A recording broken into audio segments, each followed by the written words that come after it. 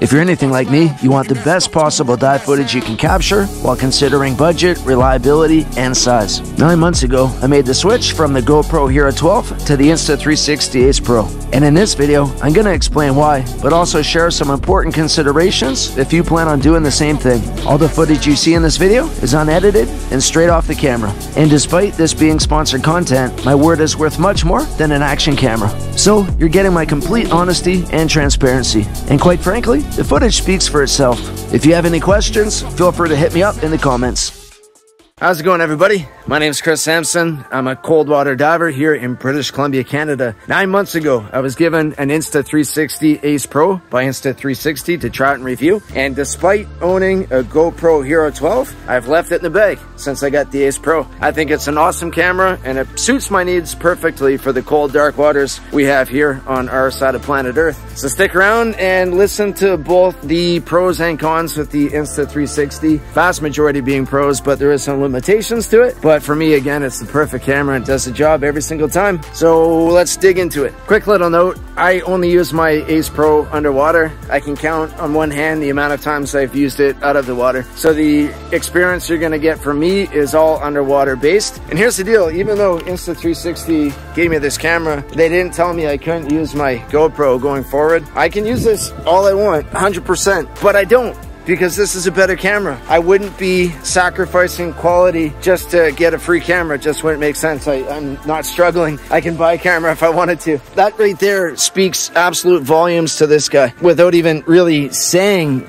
it just shows that with all 100% honesty, this is the camera I prefer. One thing I'll say right off the bat, it's extremely reliable. With the GoPro Hero 12, I had some glitches doing the software upgrade. It glitched. I had to call the company. That was extremely stressful. I still notice with the GoPro when I charge the batteries, the red light stays on even though it's fully charged. With the Ace Pro, the thing charges so fast. It's insane how fast it charges. And when it's fully charged, the light turns off, which is awesome. Again, very trivial, but still kind of drives me insane with the GoPro. Just figure out a way to turn your light off when the battery is charged. It shouldn't be that difficult. The battery life on the Ace Pro is really nice. I can use it in the water, cold water for about 2.5 to 3 hours, which does me an entire dive even in the winter time. And I've never had it down me yet.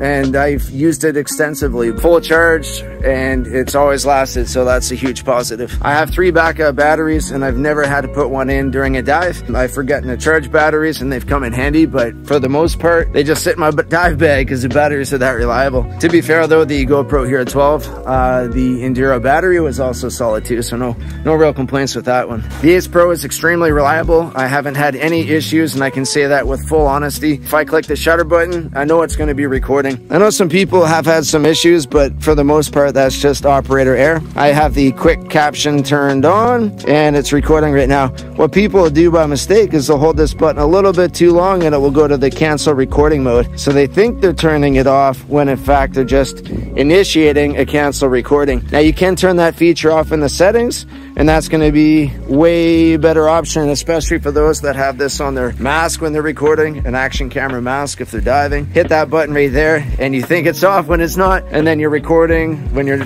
think you're not recording and vice versa, and you lose a lot of footage that way. But you can fix that simple quick setting configuration and you won't run into that issue. The cancel recording feature was a great idea.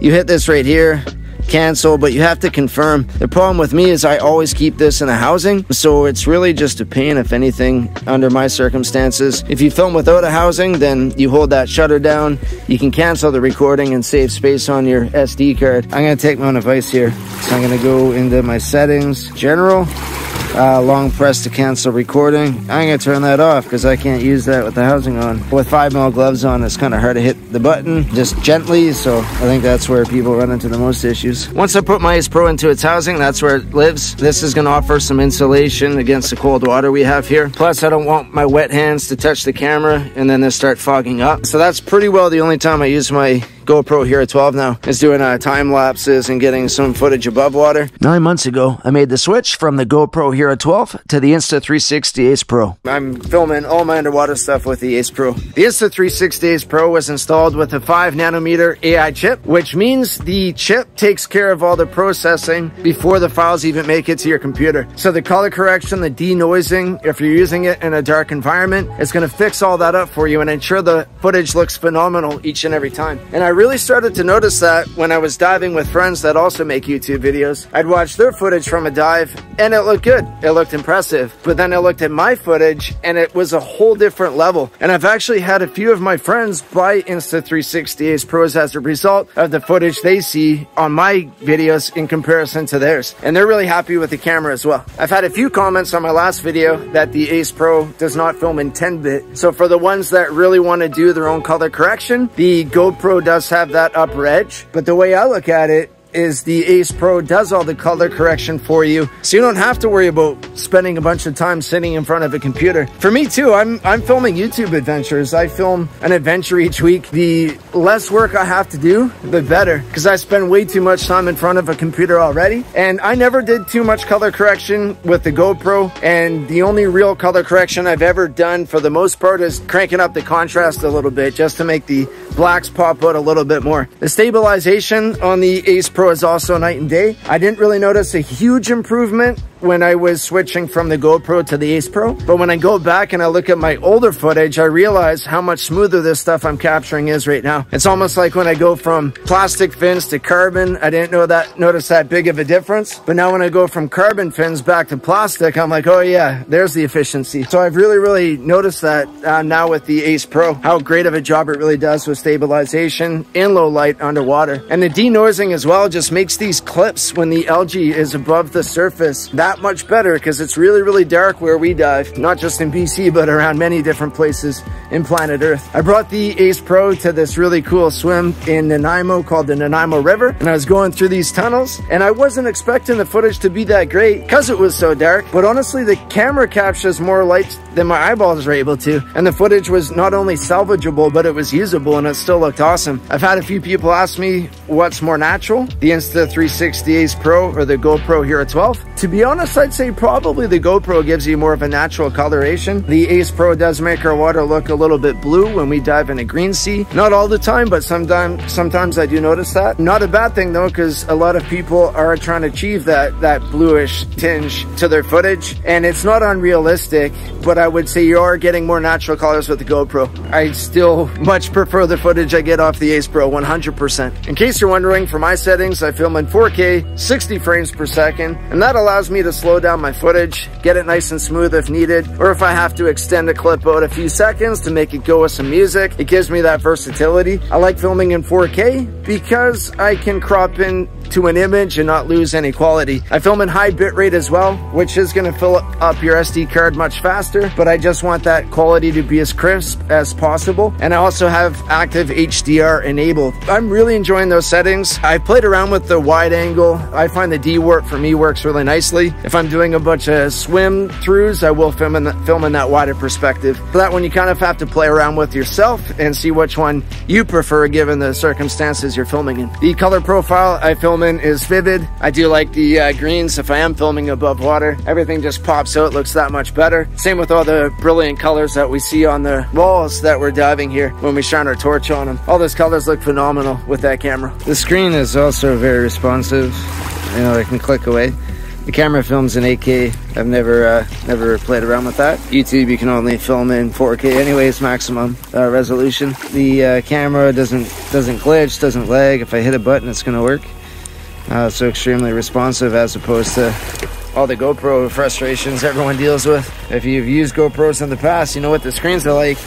It can drive you mad some days. The Ace Pro has a 1/1.3 inch sensor, which is going to allow in crazy amounts of light, which also works towards capturing excellent footage in low light conditions. The one trade-off with having a larger sensor, from what I've researched, is a further focal length. So compared to the GoPro 12, you do have to stay a little bit further away from your subjects without them becoming blurred. Again, some pros and cons for sure, but for me, I do prefer prefer the nicer quality footage versus getting slightly closer to my subjects. And when I mean further away, I'm talking about 6 inches, so nothing too crazy. I have a backscatter GoPro macro lens, and they have some really cool aftermarket products for GoPro. Now I asked them if they have anything for the Ace Pro, and they say they currently do not, but the research team is always developing and coming out with new products. So I really hope to see Backscatter start making some lenses, some aftermarket lenses for the Ace Pro or Insta360 cameras in general. The further focal length isn't a huge deal for me. I'm filming underwater primarily. Sometimes I do talk to my camera when I'm above the surface. I do have to talk a little bit louder as a result of having a further focal length, because I have to keep the camera further away from my face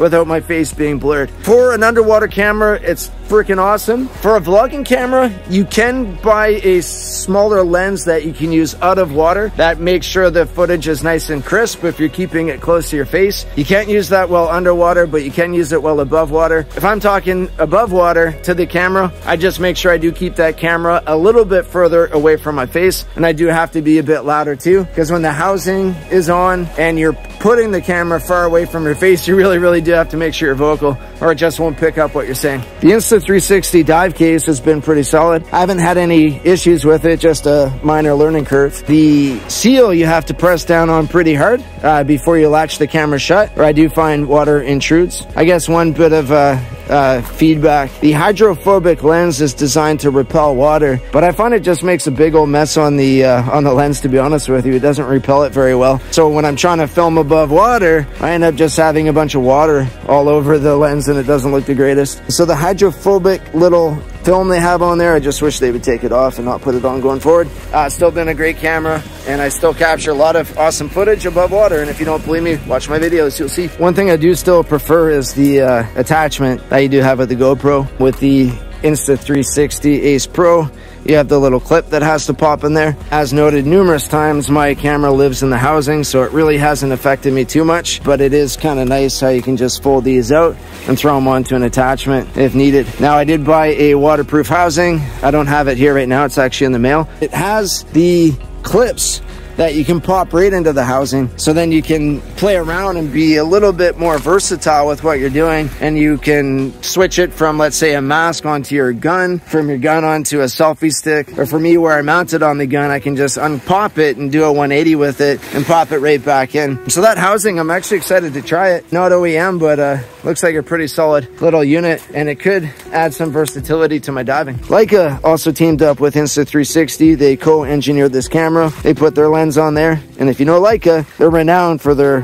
photography and filmography. One complaint I do see online is the fact that the Ace Pro doesn't have a user replaceable lens. So if I was to drop the camera, smash the lens, I'd have to send it back to Insta360 or an authorized dealer. I can see that being a pain. My camera lives in a housing, so I don't really break lenses. In fact, I've been using action cameras since 2012, maybe a bit sooner, and I've never broken a lens, even during all my time skateboarding. And skateboarding is a high-risk activity when it comes to cameras because they jet out and smash into things. But again, to reiterate, I've never broken a lens. If the day does happen, I guess that is a bit of an annoyance because you have to wait until the lens comes back to you after sending it away. But I have a couple of backup cameras if that was to occur. And for me, it's definitely not a deal breaker. You just got to be careful with your gear, right? That's priority, preventative first and foremost. They're action cameras. They are designed to be thrown into those precarious situations. And given the fact it's an action camera, yeah, I could see that being a bit frustrating if you break it and you have to send it back. For me, non-issue, not a deal breaker. It lives in its housing, and the housing offers a bit of protection as well. Saltwater and camera gear, no matter how water resistant your camera is, it's not a good thing for it. If you are using your camera in salt water, make sure that you're rinsing it thoroughly after every dive. For me, I have a housing on, it's not an issue, but if I do get salt on my camera, I'm giving it a nice clean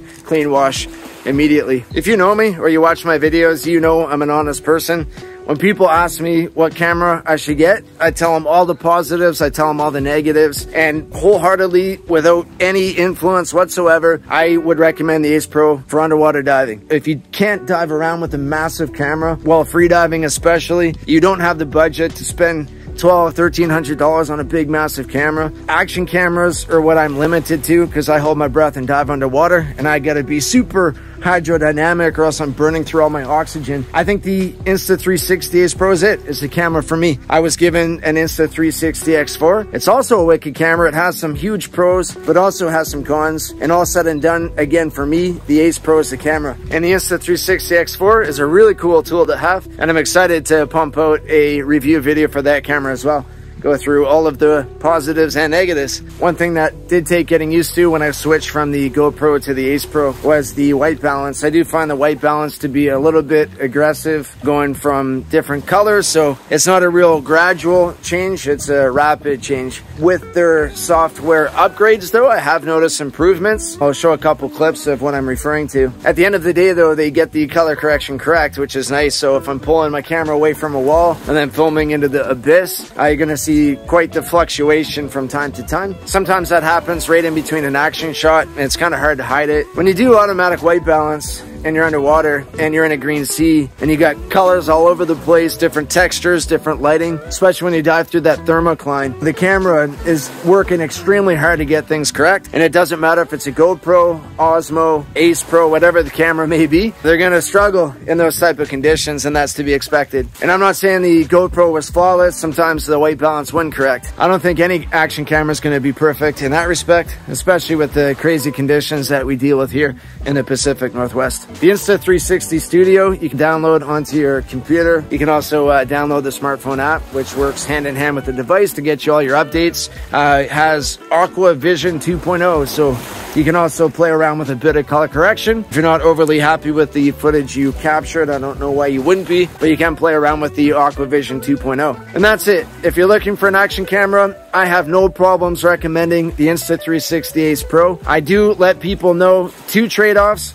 The biggest one for me being the further focal length of about 6 inches, so you have to stay a little bit further away. And if you're trying to film macro stuff with an external lens, such as one made by Backscatter, as of right now, I couldn't find anything on the market. But if you're looking for an action camera that's reliable, has amazing colorations, does awesome in low light, extremely smooth, reliable, if I didn't say that already, awesome battery, then it's a phenomenal camera and you can't go wrong with it. And it's the camera I'm gonna stick with until something better comes on the market. In fact, I would even trade my GoPro Hero 12 for another Insta360 Ace Pro. So let me know if you wanna switch out cameras, you don't like your Ace Pro, let me know and you can have my GoPro 12. That's how much I love the camera. Peace everybody, love, hope you learned a few new things. Feel free to hit that like button, helps me out I guess. Peace.